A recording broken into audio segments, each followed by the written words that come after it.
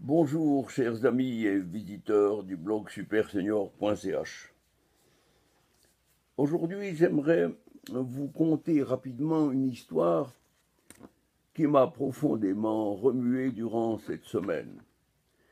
Figurez-vous que mardi passé, j'ai été témoin d'une scène à laquelle j'ai participé comme acteur involontaire, d'une scène qui ferait parfois grincer les dents certaines personnes qui sont comme moi très attachées à la liberté individuelle. Je réside à Monté dans un petit immeuble bien centré et qui est à la rue du Coppet,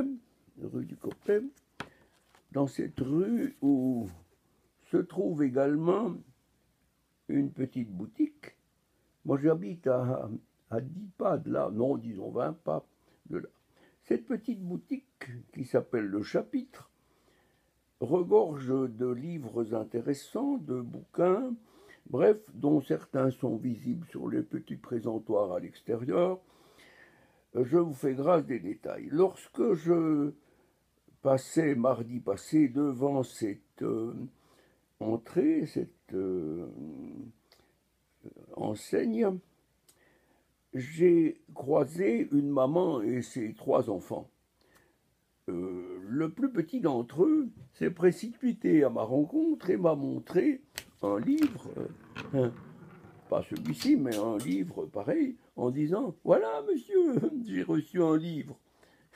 Et j'ai engagé la conversation, saluant la maman, les petits-enfants et tout, en disant combien j'étais heureux de voir, comme grand-père ou arrière-grand-père même, de voir que les mamans, il y a encore des mamans qui apprennent à leurs enfants qu'on peut lire, qu'on peut se cultiver, qu'on peut faire encore autre chose en plus des tablettes magiques qu'on leur propose trop souvent. Eh bien, nous avons parlé pendant 1 minute à peine, et lorsque la dame s'est éloignée, la patronne de la boutique, Françoise, que je connais bien, pour son caractère un peu autoritaire, je n'en dirai pas plus. Nous n'avons pas les mêmes opinions politiques au fond, tout vient de là. Eh bien, Françoise est arrivée à grandes enjambées sur son perron, m'intimant l'ordre, me disant « Non, Philippe, je vous interdis de parler avec mes clients. » Alors là, j'ai failli tomber assis, mais heureusement, il n'y avait pas de chaise, je ne suis pas tombé. Et j'ai répliqué à Françoise, écoutez, Françoise, vous exagérez. Ici, je suis sur le domaine public. Et ce n'est pas vous qui allez me dire ce que j'ose faire ou ne pas faire.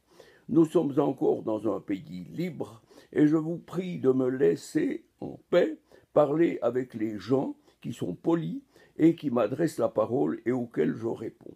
Voilà, j'ai longtemps hésité de faire connaître cet incident, mais bien que nous soyons en période de carême, il est bon de rappeler qu'il y a quelques principes qui concernent tout le monde, et ces principes, ils sont basés sur la liberté d'expression, la liberté de penser, la liberté individuelle.